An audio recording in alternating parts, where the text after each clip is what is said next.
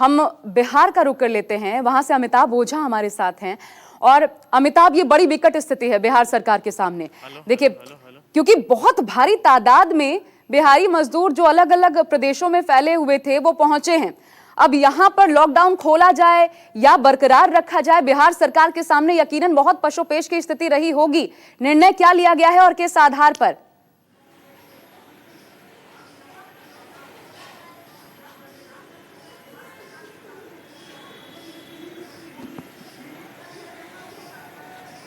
अमिताभ, आवाज मिल रही है आपको मेरी? चलिए हम दोबारा जुड़ने की कोशिश करते हैं। लेकिन देखिए, बिहार सरकार ने क्या कहा है। नजदीक के लोगों को बसों से लाने की व्यवस्था पर जोर दिया जाए, 100 वेंटिलेटर की आपूर्ति जल्द से जल्द की जाए, 31 मई तक लॉकडाउन को जारी रखने पर जोर, यह बिहार सरकार की तरफ से। साथ ही ज्यादा संख्या में श्रमिक स्पेशल ट्रेनें भी चलाई जाएं।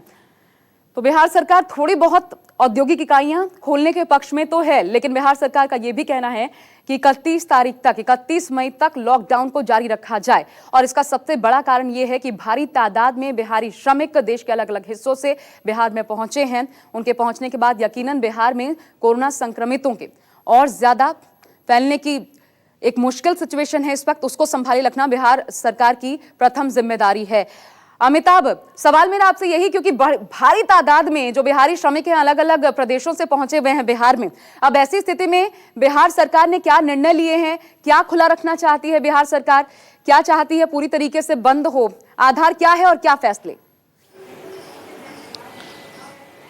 देखिए, सबसे पहले जो प्रधानमंत्री के साथ जो बैठक हुई थी उसमें मुख्यमंत्री नीतीश कुमार ने साफ तौर पे कहा था कि 31 मई तक जो लॉकडाउन है उसे कंटिन्यू रखा जाना चाहिए, क्योंकि बिहार में बड़ी संख्या में प्रवासी श्रमिक आ रहे हैं और अभी तक 3 लाख के करीब आ चुके हैं और अगले 7 दिनों में करीब 5 लाख के करीब जो श्रमिक हैं वो आने वाले हैं। ऐसी स्थिति में अगर लॉकडाउन खुला छोड़ दिया जाता है, लॉकडाउन हटा दिया जाता है, तो वो संक्रमण का खतरा और फैल जाएगा।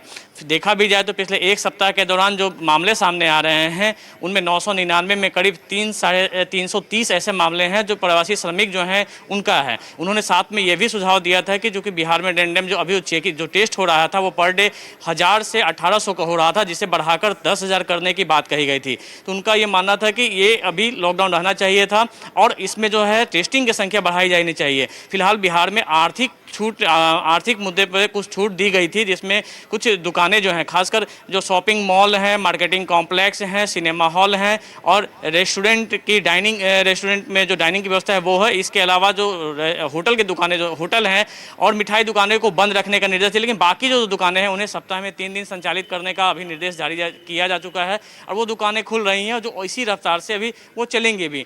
निश्चित तौर पर सरकार भी चाहती है कि आर्थिक गतिविधियों के साथ लॉकडाउन जारी रहे और धीरे धीरे चीज़ों में छूट दी जाए। एक बार अगर लॉकडाउन में छूट दे दी जाएगी तो उससे समस्या